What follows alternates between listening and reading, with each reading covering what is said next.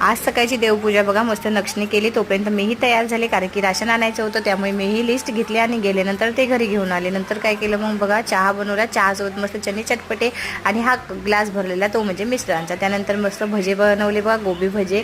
नंतर इडली बनवली होती, सांबार होता आणि गोबीचे भजे होते. हे आम्ही सगळ्यांनी मस्त मिळून खाल्लं. नंतर रात्र झाली, तोपर्यंत आम्हाला बाहेर जायचं होतं आणि लेकरं बघा शिवासोबत खेळत होते. शिवाला बोलत होते की शिवा आम्ही चाललो, बाय बाय. नंतर आम्ही बसलो गाडीवर बसलो कारण की आम्ही मार्केटला जात होतो. आणि मुलं असे असतात की वेळेवरच काहीतरी पाहिजे असं सांगतात आणि रात्रीची वेळ आणि नक्षला आठवलं की त्याची रिफिल बुक संपली आहे आणि टीचरला उद्याच द्यायची आहे. मग रिफिल बुक घेतली पहिले आणि डबल म्हणलं चला अजून एक फेरफटका मारावा मार्केटमध्ये.